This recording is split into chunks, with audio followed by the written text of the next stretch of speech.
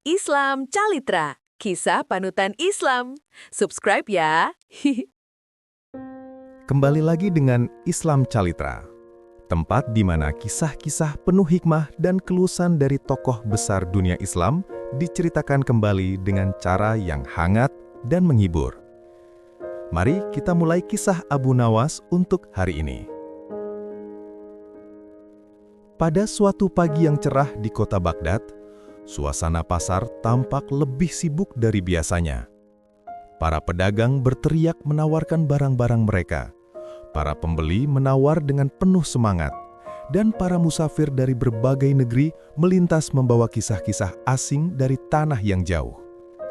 Di tengah keramaian itu, Abu Nawas berjalan santai sambil menikmati aroma roti panggang yang baru keluar dari tungku.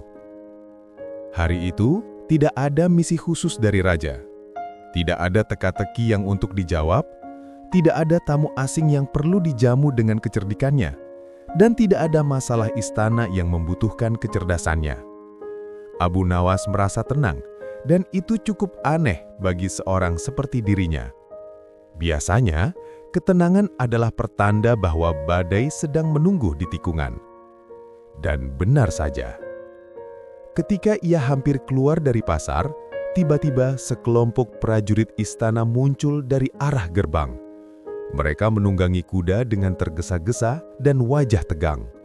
Begitu melihat Abu Nawas, pemimpin mereka langsung berseru, "Abu Nawas, atas perintah Baginda Raja Harun al-Rashid, engkau diminta datang ke istana saat ini juga." Abu Nawas menghela napas panjang. Ia tahu hidup tentram tidak pernah bertahan lama. Sesampainya di istana, Abu Nawas langsung dibawa menuju ruang pertemuan kecil. Di sana, Raja Harun al-Rashid tampak duduk gelisah sambil memegang sebuah peti kayu berukuran kecil. Wajahnya tidak setegang biasanya, tapi jelas ada keresahan dalam matanya. "Abu Nawas," kata Raja perlahan, "aku memanggilmu karena ada masalah yang tampak sepele, tetapi sebenarnya sangat penting." Abu Nawas menunduk sopan. "Hamba siap mendengarkan Baginda." Raja membuka peti itu.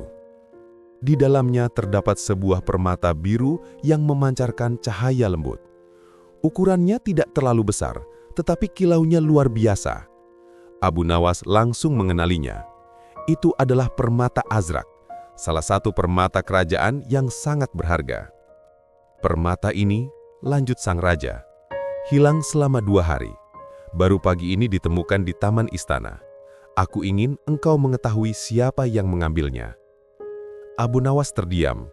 Ia tahu raja tidak sedang main-main. Permata itu bukan hanya sekedar hiasan.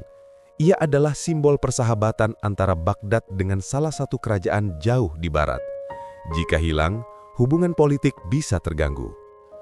"Hamba bertanya satu hal dulu, Baginda.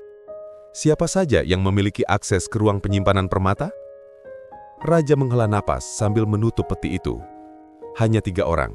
Aku, kepala istana, dan penjaga khusus yang bertugas di ruang permata." "Baik," jawab Abu Nawas. "Hamba ingin memeriksa taman tempat permata ditemukan." Taman istana dipenuhi bunga yang dirawat dengan sangat rapi. Permata ditemukan di bawah pohon zaitun tua yang tumbuh di sisi utara taman. Masih ada bekas tanah yang seperti digali sedikit. Abu Nawas menjongkok, mengamati tanah itu. Ia menyentuh sedikit permukaannya, lalu mengangkat tangan sambil menatap langit, seakan ia sedang memanggil inspirasi dari angin Baghdad. Beberapa prajurit memperhatikannya dengan bingung, tetapi mereka tahu jika Abu Nawas sudah mulai mengamati langit, biasanya ada sesuatu yang jenius di ujung cerita. "Siapa yang pertama menemukan permata ini?" tanya Abu Nawas. "Penjaga taman, Tuan," jawab salah satu prajurit. "Panggil dia kemari." Seorang laki-laki tua dengan pakaian sederhana datang menghampiri. Wajahnya teduh, tampak seperti orang yang sudah bekerja bertahun-tahun di taman itu. "Apakah engkau menemukan permata ini secara tidak sengaja?"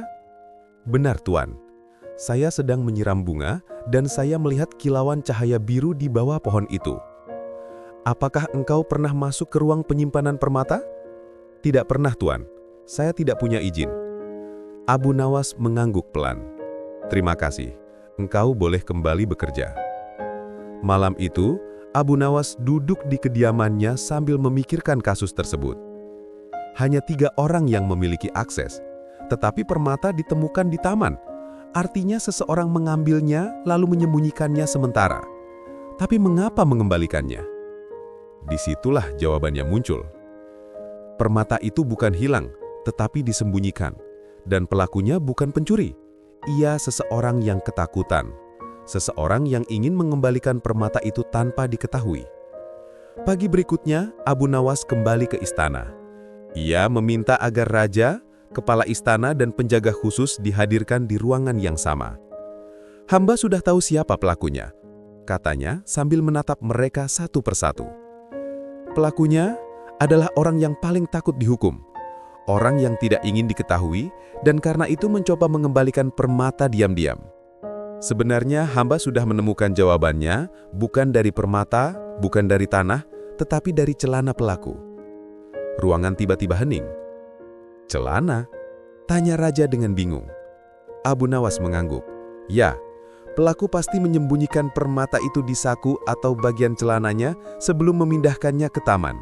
Ketika ia berjongkok di sana, permata itu jatuh tanpa sengaja. Hamba melihat seseorang yang celananya baru dicuci pagi ini, padahal ia jarang sekali mencuci baju sendiri." Kepala istana menelan ludah. Penjaga khusus mulai gelisah, tetapi Abu Nawas menatap tepat pada satu orang. Pelakunya adalah penjaga khusus ruang permata. Penjaga itu langsung jatuh berlutut. "Ampun Tuan, saya tidak berniat mencuri. Saya hanya ingin meminjamnya sebentar untuk ditunjukkan kepada anak saya. Ia sangat menyukai benda-benda indah. Saya berniat mengembalikannya, tetapi saya takut ketahuan." Raja menghela napas panjang. Wajahnya mencerminkan campuran antara kesal dan lega. "Karena kejujuranmu, engkau tidak akan dihukum berat. Tetapi engkau tidak lagi bertugas menjaga ruang permata." Penjaga itu menangis dan mencium tanah sebagai tanda syukur. Raja menatap Abu Nawas.